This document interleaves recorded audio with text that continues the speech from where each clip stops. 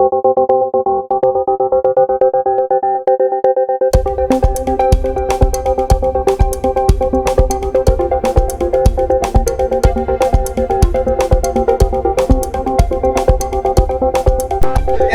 empêchent que leurs femmes nous écoutent. Parce que quand elles réparent à la maison, c'est pas la guerre. Mais on change des tendances. On discute. Voilà, on discute. On discute. Dans une réunion, qu'est-ce que vous pensez quand l'autre a dit? Toi, tu es là.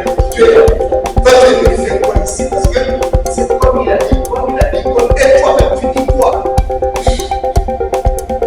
Un pasteur, il parlait dans une église, il a tout un pays étranger. Et il a fait des citations des autres pasteurs. Il a dit, tel pasteur avait dit, tel pasteur avait dit. Et un jeune homme qui a tellement écouté les citations, il dit, dans les gars là, autant de kilomètres qu'il a parcouru, c'est pour venir lui dire ce que les autres ont dit. Après, il lève la main, il dit, pasteur. Il dit, oui, allez, vas-y. Il dit, mais tel a dit, tel a dit, tel a dit. Mais vous dites quoi? Et le leader est attendu à ça. Le leader, on va vous reconnaître dans ce que vous dites, dans ce que vous pensez, dans ce que vous avez conçu, dans votre capacité à drainer, dans votre capacité à mobiliser, dans votre charisme à gérer les situations. À gérer les situations. Il y a un énorme médiateur. Et la capacité de venir dire stop! Arrêtez comme ça, laissez-vous. Travaillez votre puissance. C'est bon d'être puissant. On va vous écouter. Travaillez votre charisme. Développez l'éthique, plutôt les sens. Développez les sens. Et le flair. Le leader est guidé par le flair. Il a le flair. Il sent que la route n'en est pas bonne. Et on attend là-bas, il est passé de l'autre côté. Ah, mais comment il a fait? Il a le flair. Il fonctionne avec. Et à peine blessé, il commence à regarder la blessure, il crie. Il va marcher tout en faisant croire à l'ennemi que ta balle ne m'a pas touché, mais il est à peine. C'est leadership. Chaque fois que j'anime des conférences, les gens me disent, mais finalement, donc, ça prend beaucoup de temps pour être leader. Oui, ça prend beaucoup de temps. Voilà, on dit, il faut se préparer. Il faut conduire vos performances, vos convictions. Mais le dernier point que je vais ici apporter, c'est le caractère.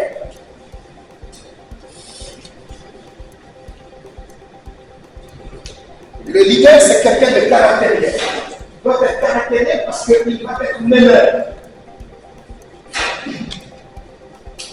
Ok? Madame, négative, tout comme une influence positive. Aujourd'hui, nous avons cette catégorie de personnes qui influencent, mais qui ont une influence très négative. Elles influencent les autres négativement. Par contre, d'autres se battent à influencer positivement. Alors, quand on arrive à choisir le chemin du leadership, vous avez fait le bon choix. Un très bon choix. Parce que la femme, à la base, la femme, toute femme est leader. À la base. Par s'appuie, par jalousie, on commençait à vouloir expliquer à la femme que non, tu es second, tu es derrière. Hein, c'est comme si l'os de la femme a été tiré de l'os de la colonne vertébrale. C'est comme si on l'a prise derrière, comme une autre derrière chaque homme qui a une bonne femme. On avait déjà entendu parler de ça. On va lui dire que c'est derrière. Parce que quand la jeune fille est enceinte, elle, parce qu'elle est enceinte, au fond des deux. Donc vous voyez, la société a bâti des systèmes de discrimination qui les... Je n'entends pas. Encore une fois de plus. Préparez les leaders. Qui est leader ici?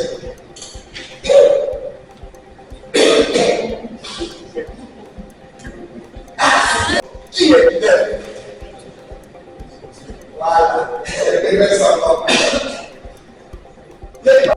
Ne brûlez pas cette étape. Parce que c'est l'étape ultime qui garantira votre maintien en tant que leader ou qui pourra vous effacer. Ça vous, madame. Alors, le Salon de la Femme, qui est une plateforme associative qui, si vous voulez, milite pour des droits fondamentaux tournés vers les femmes, a également pour objet de former ces femmes. Et c'est dans ce contexte que se tiennent depuis un moment des séminaires de formation pour nourrir l'esprit des femmes, pour encourager ces femmes à être structurées. Et les éléments qu'il faut pour leur lead sont fournis par les experts que nous avons invités.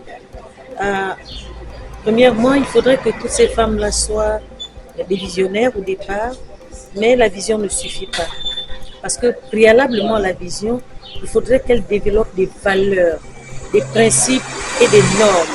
Parce qu'une maison qui n'a pas de valeurs, une maison qui n'a pas de principes, une maison qui n'a pas de normes n'est pas une maison. C'est pour cette raison que le respect de la loi est de rigueur. Lorsque on décide d'être leader, il faut avoir des principes de vie, principes sociaux, principes humains, des principes humains autant pour moi, et des valeurs humaines également que le leader doit renfermer avant de se lancer dans le partage de sa vision. Lui-même doit déjà exister, doit avoir tous ses principes, doit avoir toutes ses valeurs et doit respecter la norme et s'imposer une norme. Alors le séminaire d'aujourd'hui porte sur le leadership féminin, les compétences à savoir et à avoir. Pour être leader féminin, il ne suffit pas de remplir un espace avec 10 000 personnes avec des visions approximatives dont les visionnaires sont incapables d'expliquer la quintessence de leur vision ou ce que ces visions-là apportent dans la vie de tous les jours. C'est pour cette raison que, à l'aune donc de ces futures élections politiques, nous voudrions également voir des leaders féminins se lancer. Elles ne peuvent pas se lancer n'importe comment. Il faudrait qu'elles aient un minimum. Et ce minimum-là est bien entendu fourni par le séminaire qui a été proposé par les soins du Salon de la Femme, où des experts talentueux donnent suffisamment d'arguments, suffisamment de nourriture, intellectuelle, de nourriture psychologique pour que les femmes puissent se lancer toutes sachant et en connaissance de cause. Qu'elles arrêtent d'être des suiveurs ou des suiveuses, permettez-moi l'expression pour la circonstance, et qu'elles essaient quand même de résister aux compromissions, mais plutôt faire au-delà en dehors, ou alors en excluant les compromissions, ces femmes doivent plutôt avancer par des propositions. Même si elles sont approchées par d'autres leaders, qu'elles ne se jettent pas dans des compromissions, parce qu'elles doivent être suffisamment courageuses pour tenir le lead. Je vous remercie. C'est moi. Demain au sommet. Les gens arrivent au sommet. Arriver, c'est pas tous les moyens en permis. Mais ce qui m'a montré que vous étiez préparé à ça, c'est votre capacité à demeurer là. C'est-à-dire que le sommet, vous savez, il y a des oiseaux qui viennent du côté l'aigle. Autant il picote l'aigle, il dit bon, toi je ne te sais pas, je vais t'amener d'abord quelque part. Et l'aigle va voler. À un certain niveau d'altitude, les corbeaux, les pigeons ne vont pas tenir. Ce n'est pas parce qu'ils ne veulent pas, mais ils ne peuvent pas se maintenir dans l'aspect de l'aigle. Il y a trop de vent là-bas. Et le vent est capable de pouvoir tuer ou bien faire descendre. Donc, plusieurs personnes ont réellement devenu leaders dans le monde politique. Par exemple, vous allez rentrer dans le monde politique, mais est-ce que vous savez que quelquefois en politique on dit c'est un non-choix. Et alors, être en mesure d'affronter les vides, parce que le leader c'est quelqu'un qui se jette dans le vide tout en croyant que bon, il y aura certainement des gens qui vont l'attraper. Bon, s'il n'y a pas aussi des gens, s'il y a des gens, c'est bien, vous êtes sauvés. Mais il ne peut bien en acceptant de passer par les chemins les plus appropriés pour se construire. Pour traiter les hommes avant de leur confier les responsabilités. Nos sociétés sont malades parce que quelqu'un qui dort il dort sous l'effet d'un rêve. Il a eu juste un rêve et le lendemain, il s'autoproclame grand leader. Il veut écraser tous ceux qui sont là, alors que du sable, gravier, et vous appelez tous les ouvriers, maçons, peintres, électriciens, carreleurs, frigorinistes, tout le monde dit moi je vais habiter ma maison aujourd'hui, je suis pressé. Parce que je perds mon temps. D'accord, ok, gagne mon temps. Après l'action est un élément important. Vous avez besoin de vous préparer spirituellement. Écoutez bien, le monde dans lequel nous serons tous est d'abord immatériel avant qu'il ne soit matériel. Au-delà de nous et de nos yeux, il existe un monde spirituel. Et ceux qui comprennent ces réalités prennent le soin de se préparer. Ils ont assez d'énergie pour affronter les réalités du terrain. Ils ont assez d'énergie pour affronter les gens qui sont capables d'enterrer tout un peu. Alors que toi, tu n'as rien fait, lui d'enterrer tout un peu pour avoir cette place. On gaspille la tête, on gaspille le cerveau, on vous jette des sorts. Pourquoi? Ça s'est fait comment? Ça s'est fait de manière spirituelle. Donc, nous devons avoir le temps de nous préparer spirituellement avant de nous lancer dans n'importe quelle conquête. Vous voulez devenir homme et femme, politique, leader d'association. Vous savez, quand on peut se rassembler en association, mais les gens que vous rassemblez en association, vous ne connaissez pas ceux qui viennent aussi prendre les énergies. Parce que quand nous sommes dans une réunion pareille, on ne sait pas les échanges qui se font. Il faut l'avoir en esprit. Deuxième point, structurer les faussetés dites à votre sujet. Vous avez des gens qui étaient comprendre ça. Dès qu'ils sont devenus leaders, le leadership maintenant est parti collecter toutes les maladies qui n'existaient pas en eux. Il dit bon, attention, tu es une vieille, tu es une vieille, et un jour tu es comme ça.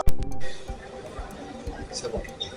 Voilà, je suis Ninos Ngwama, je suis coach pluridisciplinaire, expert en leadership et management des organisations, poète écrivain, actuellement à Libreville, invité par le Salon de la Femme que dirige Madame Sidonie Oué, que nous avons l'honneur de saluer dans ce magazine, une femme dynamique, une femme visionnaire, une femme leader.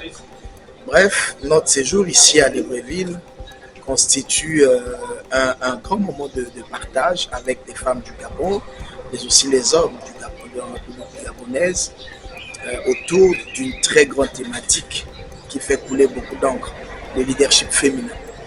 Donc nous parlons du leadership féminin en milieu politique, en milieu associatif et religieux. Compétences à savoir et avoir. Alors ce matin, mon intervention a tourné autour du leadership féminin, où j'ai abordé les trois grandes colonnes ou les trois grands axes dans lesquels les leaders devraient travailler. D'abord, il faut savoir qu'on ne s'improvise pas leader. Donc il faut une préparation. Il faut avoir le temps de se préparer parce que la préparation est un jalon du succès. La préparation vous aidera même à mieux improviser. Parce que celui qui veut improviser doit d'abord bien se préparer pour que l'improvisation soit aussi bien faite. Donc il y a la préparation spirituelle, la préparation psychologique, la préparation émotionnelle, la préparation conceptuelle, la préparation matérielle. Il faut poser les fondements avant de se lancer. Beaucoup de leaders aujourd'hui ne durent pas dans le temps parce qu'ils ont raté le temps de la préparation en voulant très vite passer à autre chose. Et j'ai abordé la deuxième colonne, c'était lancer les leaders. Donc préparer les leaders, le deuxième point, c'est lancer les leaders. On ne se forme pas pour être assistant. On ne va pas à l'école pour devenir chômeur. On ne vient pas assister au séminaire que pour remplir les cahiers. Il faut oser. Après avoir eu des connaissances, après avoir appris un métier, après avoir eu un profil, on ne reste pas sur les lauriers en train de dire « Ah, le pays va mal, ah, ça ne va pas ». Non, il faut impérativement convertir ces connaissances en quelque chose, en action. il faut convertir ses connaissances en action et cela est l'ultime étape. Voilà pourquoi je dis lancer les leaders. On ne peut pas être un orchestre qui chaque année fait des répétitions sans une prestation scénique quelque part. Donc si vous voulez bien apprendre et devenir meilleur dans votre domaine, lancez-vous. Car on n'apprend pas à nager hors de l'eau, c'est bien dans l'eau qu'on apprend. Le terrain vous donnera des actions, le terrain vous donnera un profil, la force, la résilience. Vous allez apprendre à vous construire mieux encore sur le terrain. Et le troisième point, j'ai parlé d'évaluer le leader. Quel est le thermomètre qui vous définit? Comment vous vous définissez en tant que leader? Donc voilà, c'est important de pouvoir bâtir son caractère, apprendre à être devant, avec et derrière, parce que ce sont des éléments très importants qui constituent l'ossature du leader que vous devrez être. Donc au Gabon, nous avons partagé ces éléments avec ces centaines de femmes venues à la conférence et le coach Kalis est en train d'aborder des questions sur compétences à savoir et avoir. Je crois que vous l'aurez bientôt en interview. Mais à côté de ça, c'est vrai, mon intervention s'est arrêtée, mais la suite de mes interventions se trouve dans mes livres.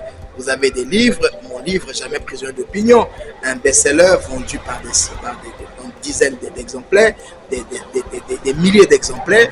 Je vous invite à découvrir ce livre qui vous invite à pratiquer la révolution pacifique, une révolution de changement surtout qui donne à chacun la liberté et le droit d'expression.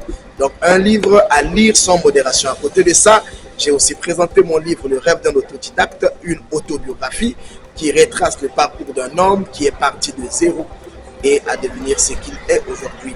J'encourage l'auto-apprentissage, peu importe qui vous êtes, j'encourage l'auto-apprentissage car la formation ne finit pas. Mais aussi, il y a des scènes de vie courante que j'ai racontées, telles que lorsque Chastel est parti épouser sa femme et que la dot avait exagéré de prix, il a gardé donc contre sa belle famille.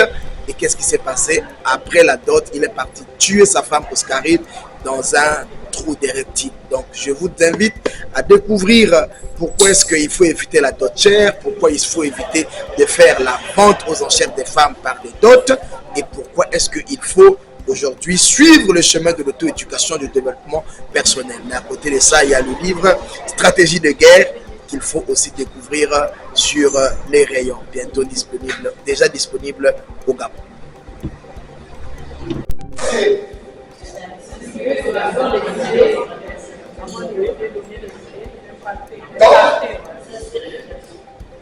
C'est une goutte entre je donne et je reçois. Je dois être inspirant.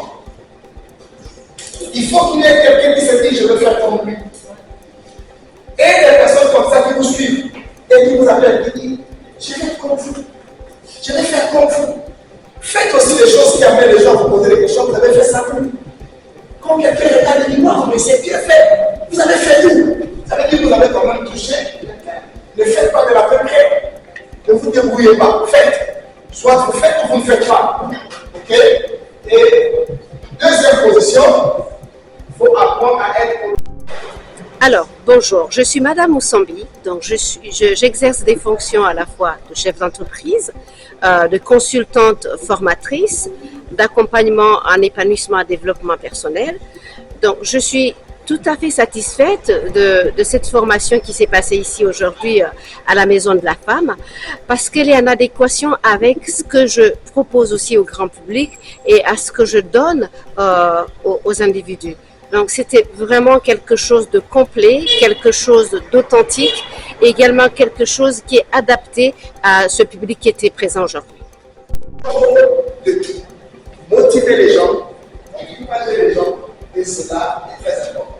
Alors, la suite, vous l'aurez dans mon livre. Jamais prisonnier d'opinion. J'ai quelques exemplaires ici. Vous aurez ça. Dans mon livre, il est à 500. Vous aurez mon livre. Vous aurez le tout. Le front, le leadership. Alors, je crois que vous allez vous en occuper. Je vous ferai l'espace de ma propre règle. Mesdames et messieurs, nous allons beaucoup parler.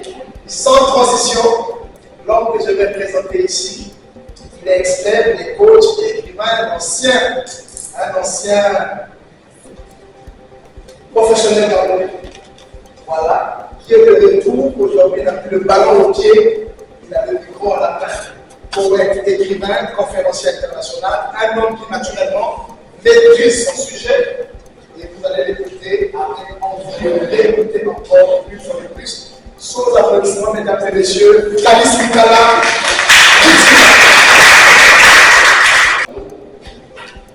Je suis très ravi d'être ici et j'ai pris note chaque jour de la compétence en leadership et la compétence en management. Vous savez que nos pays vont mal. C'est pas parce qu'il n'y a pas de compétences, c'est pas parce que nous n'avons rien, mais c'est parce que nous avons des mauvais leaders et des mauvais conseils. Nous, par exemple, en Afrique, nous avons. Et chaque jour, nous avons les yeux rivés vers l'Occident au moment où on peut faire mieux à ce niveau. Donc le problème, c'est que ce sont des réalités culturelles, surtout pour nous, les Africains, qui ont fait de telle sorte que les femmes elles-mêmes se retrouvent, comme qui dirait, coincées dans une sorte de veto, qui peut-être ne dit pas son nom, et qui est toujours dans une position de rétrogradation de celle, comme disait déjà tout à l'heure, qui a toujours été leader et leader à fond. Parce qu'il ne suffit pas seulement de dire que je suis leader. Il ne suffit pas seulement d'être devant. Donc, comme je l'ai dit, il n'est pas seulement question d'être devant. Il n'est pas seulement question d'être au milieu. Il n'est pas seulement question d'être derrière. Mais il faut savoir, vous êtes devant, au milieu et derrière pourquoi. Ok, ben, nous sommes là. C'est autour d'une conférence, un séminaire de formation de haut niveau organisé par le Salon de la Femme. C'est notre deuxième voyage, pour ne pas dire énième voyage, parce que Madame Oué, qui est la présidente de cette plateforme, après une observation assez soutenue, a constaté qu'il y a des choses qui ne fonctionnaient pas bien, qui n'allaient pas bien en milieu associatif et en parlant du leadership féminin. Voilà, donc nous sommes venus pour apporter notre modeste pierre à l'édifice, amener les femmes à devenir des leaders, les leaders qu'elles sont déjà, n'est-ce pas, leur parler de ce qu'elles sont déjà et développer ce qu'elles sont, s'affirmer pleinement pour qu'elles soient confirmées déjà dans nos sociétés, et pour ne pas parler dans la société gabonaise. Donc l'objectif c'est de partager réellement avec les femmes. Le thème c'était autour de leadership féminin, compétence à savoir et à avoir. Et donc nous avons partagé, et là il était question de leur faire comprendre également qu'en leadership il y a deux grandes choses qui caractérisent le leadership, qu'il soit féminin ou encore masculin. Voilà. Il y a d'abord l'attitude, n'est-ce pas, et il y a l'aptitude. Dans l'attitude, on va vous parler des valeurs, on va vous parler des normes, on va vous parler des principes. Parce que vous ne pouvez pas prétendre être leader et sans valeurs, sans principes. C'est ça le problème même de leadership chez nous. Les gens qui n'ont pas de valeurs, les gens qui n'ont pas de principes, les gens qui marchent sans pourtant savoir pourquoi ils marchent, pourquoi sont-ils leaders. Et à côté, nous parlons d'aptitude, parce qu'il faut avoir les compétences, n'est-ce pas, à faire valoir. Donc les gens vont venir auprès de vous, ils suivent quoi? De quoi êtes-vous capable? Donc vous comprenez qu'il y a deux volets.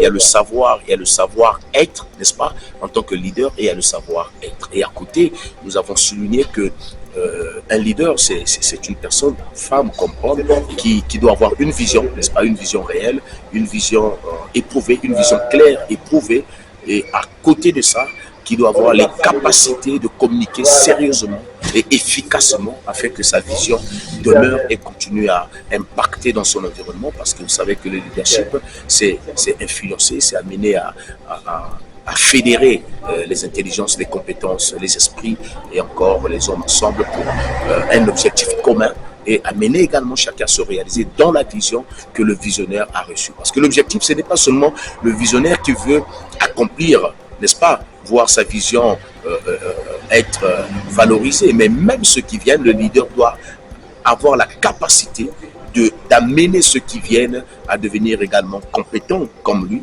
Et l'autre point que nous avons touché à ce niveau, c'était le leadership transformationnel. Et nous disons que vous ne pouvez pas être un leader de marque si vous n'avez pas la capacité de transformer ceux qui vous suivent en leader également de second plan et pourquoi pas demain de premier plan et des managers de changement.